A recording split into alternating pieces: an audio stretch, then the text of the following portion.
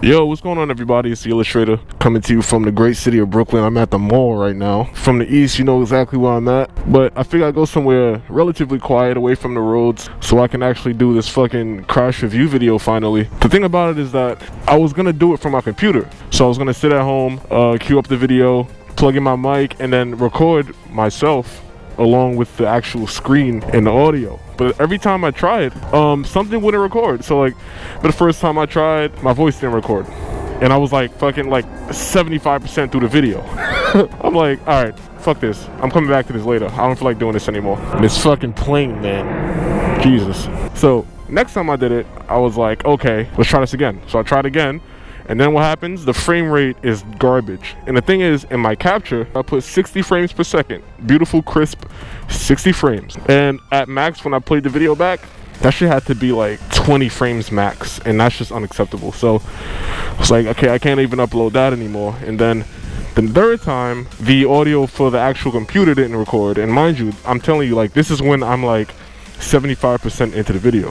So this time, I'm just gonna do it like actually live with my helmet on. So what I have here is basically the video on my phone. So I'll just put some editing over what I'm saying here. So like this footage right here is going to be unimportant. It's going to be useless. I'm just going to take the audio from this and I'm watching it here, and then you're going to watch the actual file, so you don't have to watch my shitty phone.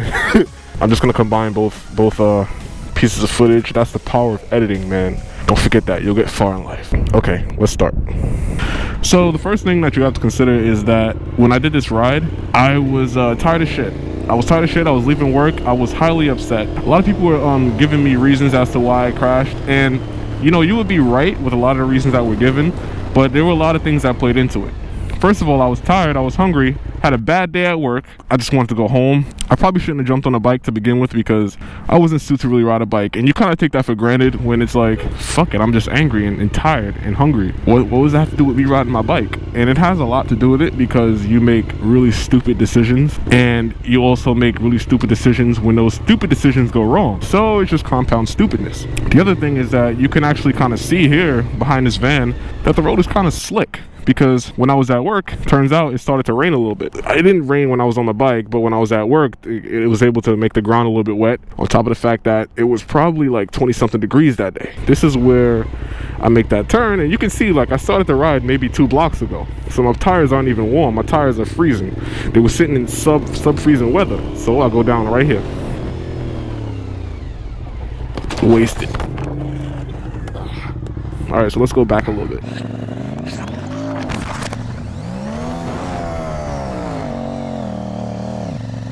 Started riding my bike maybe 2 blocks ago, so my tires are like freaking frozen. I didn't really get enough time to really warm up my tires. I didn't get enough time to really get the grip that I needed to brake from that high speed. So I'm making this turn, and mind you, I make this turn daily. Every time I leave work, I make that turn. I don't work at this place. I used to work at Target. You know, if you know the area, I work at that Target. I used to work at that Target at Atlantic Terminal. I recently quit. So I used to make this turn like every single day. I know this road. I know that it's a nice road. That's why I usually take this route. Now, from this point, you can actually kind of see the hood of the Beamer that's going to back out, and I see it. But what I assumed at this point was that it was the front of the car that was facing the street instead of the back of the car. So basically I assumed that whoever was pulling out was going to see me because they were going to be facing the street and would be able to just look right and then stop. You know what I'm saying? So I didn't really at this point assume or even see that it was the back of the car that was actually coming out, and whoever was driving the car obviously wouldn't be able to see anything that was coming down the road unless they were like decently into the road. On top of the fact that, yeah, I was going a little bit fast. You see my peak top speed was like 36. You can also see that I put my arm back on the handlebars, because that was the point where I realized that, oh shit, this is the back of a car. This is not the front of a car. So whoever's in this car probably does not see me. That's when I put my hands back on the bars so I can get ready to start braking. But you need both hands on the bars to be ready for a situation. Like I said, my peak top speed was like 36 on this road, which for a motorcycle is not very fast at all when you consider like how quickly motorcycles accelerate or how high top speeds are. 36 on a 25, that's really nothing. I shouldn't have gone this fast in my condition when I was angry, upset, blah, blah, blah. Fun fact, this was actually my birthday. So, like, I had a shitty day. I was just having a overall shitty day. This took place on the 22nd of December. And, needless to say, this kind of made everything worse. Crashing my goddamn motorcycle. You can see I start to brake, and then the wheel locks up. Anybody who's ever locked up the front wheel, you know you get that weird chatter. That's it trying to regain grip, but also losing it at the same time. You get that weird hop. You know what I'm saying? But the thing about it is that this is the amount of force that I would use to brake in any situation. So this was not really an abnormal amount of force for me to use to try and brake from this speed, but I just overestimated the amount of grip that my tires would have. Had nothing to do with my back tire. My back tire didn't lock up, the front did. A lot of people were saying that it looks like there was like a divot or like some loose materials on the road, and maybe there could have been, but I'm gonna chalk it up to like bad tire temp. Like that's really, I feel like, what the culprit is here. Maybe there was like a small divot, but like I said, like I don't remember there being like a real divot in that road, and I take that road daily, as I stated earlier. So yeah, I went down. Like I said, I used a typical amount of force. It just happened to be that my tires wasn't gripping.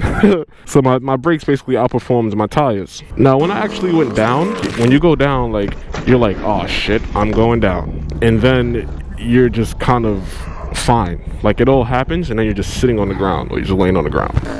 In the moment, I actually thought I hit the car that's parked next to me. You could see the car, like, right there. I thought I hit my head on it, because I did hit my head. And so when I hit, all I saw was black. So I thought that I hit the car, because the car was black. But it was just the ground that I hit. So if I would hit the car and did damage, now that's a two vehicle collision. So right now, actually, I'm turning down, like, it might seem like I'm just sitting there, like, dazed, but I'm actually just turning down the volume on my music on my Cena headset, because I heard this lady corner my ear, and I appreciate her, but what happens next is basically me trying to keep her calm. Like, I'm calm, you know what I'm saying? Like, I'm upset, I'm like tight that I'll actually let myself go down like this, like on some stupid shit. She was more panicked than I was. Like, I wasn't panicked at all, but I could hear it in her voice. Like, and at first, look, I'm in a nice neighborhood right now. Last thing I want somebody to do is to call an ambulance or call emergency services or anything like that, because I can't afford that bullshit, and I don't need that fucking bill.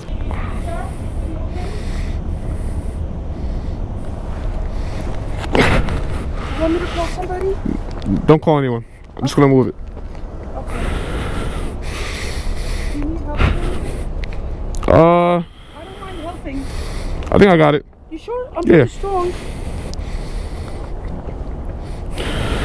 How can I help you? Just, I got it.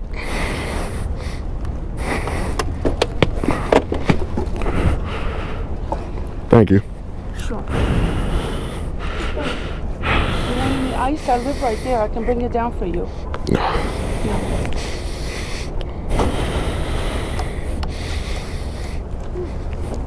Thank you, though. No problem. So, I'm just like, you know, moving around, out and about, talking to her. Like, I don't want to talk to anybody in the moment, because I'm kind of angry. But I have to keep her calm and show her that, like, yo, I'm just fine. I've gone down before. I'm not hurt. So yeah, I'm just like accepting of what happened. Like, you know, oh, damn, that bike is sexy. Look at that bike. Whew. I don't mind helping. I think I got it. You sure? I'm pretty strong.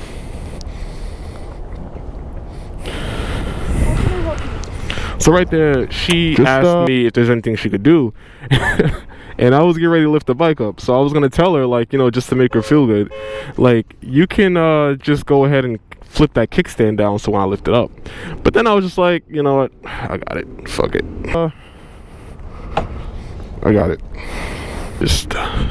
Just please don't call an ambulance. You can see that the right brake pedal came off, but really that was just an Allen key that I just like slid through there, so I had no expectation for that to hold up. Ice, I live right there. I can bring it down for you. At that point, I felt like I was maybe being a little bit rude, so I just told her thank you. You know what I'm saying? Just to thank you, though. No problem. Like, I do appreciate her help, but I was fine. I didn't really need that much help. So right now, I see that there's a line of fucking cars in the street, and I'm like, oh shit, I gotta move this for like shit goes down. So I'm moving right here, and this turns out to be a very fatal mistake, because that's on a hill, And from the crash, I think the kickstand got a little bit weakened or loosened or something, because the bike was just able to roll, and you're gonna see what happens next. Doesn't happen right now, but give it a few. You alright? Yeah, I'm good. I guess he must have heard or seen what happened. I don't know, but he asked me if I'm good. I was good. Only thing that really happened was my knee. I don't know if you could see in the video, but I got my knee is basically scratched up. Yeah, you can see it right there on my jeans. But that was literally it. Like, in terms of, like, I didn't have any back pain because I always wear my back protector. You know, I had on a heavy coat, had on my boots, gloves. Gear really goes a long way, man. That scratch, I think I was actually there before. Only thing that really touched the ground was the pegs, the handlebar, and you can see the scratch of when the pegs hit the ground. Right now I'm just inspecting what happened on some LA Noir shit. So now I'm gonna try and start the bike. Bike starts up wonderfully. And now I'm gonna go talk to the lady who drives the BMW. Now pay attention to where my bike is now and where it's gonna end up.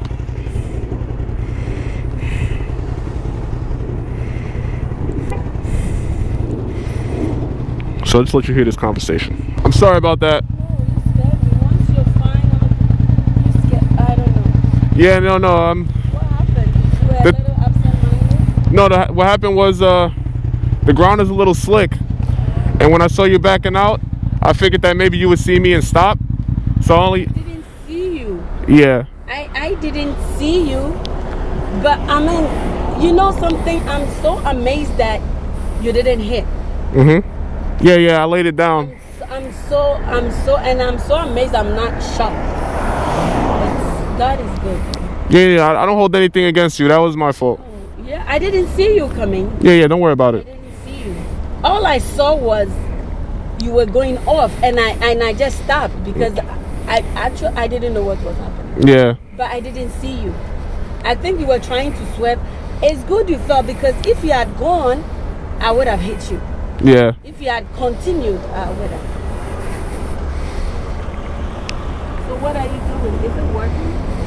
Yeah, maybe. Look, this shit is goofy, son. My bike definitely fell over and she said nothing.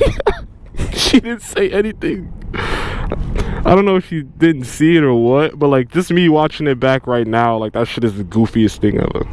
I didn't realize it fell. And this, my friends, is when my mirror broke.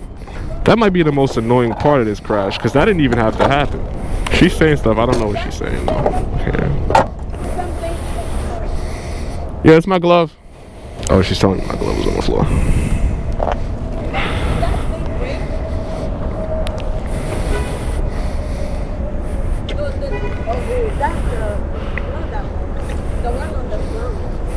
No, that's the kickstand. So can you move? Huh?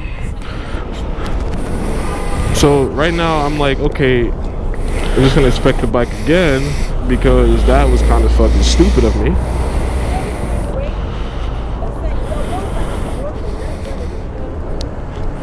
Only thing that broke is this. Your bones are intact. That is what is important. Huh? I'm saying your bones are intact. That's what is important. Yeah. Well, I'm sorry about the scare.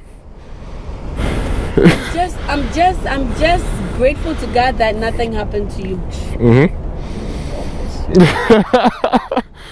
All right. Have a good day. Thank you for waiting. What else could I do? Some people would just go.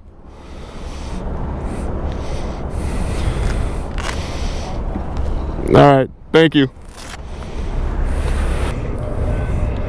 This is when I realized that my mirror was smashed in the video. Yep. Bye. See ya. No mirror. God damn it. Making sure I didn't hit this car. Then I see this guy in his Cadillac over here. So I'm like, I should ask him if I hit the car. Did you see that? Backing up, man. Yeah. Go in there and back the fuck up. Go in there. I'm looking at her like, what the fuck is she doing? Yeah. I don't fault her though. What was that accident? Yeah, it is what it is. You know if I hit that car? Nah, you ain't that car. Okay. Alright, man. Alright. This is when I actually ride off. He told me I didn't hit the car, so I took his word. He actually said, I think he said you're good. And I was just like, you know what? Even if I hit that car, he ain't gonna snitch. My So at that point, I basically just rode home like normal. I kind of recorded like a low-key vlog at the end of that, but like it wasn't really like a long one. So I mean, I guess I could just like continue with this vlog right now. I need to get some gas. You guys come with me to the gas station real quick, I guess. So I guess we're done here.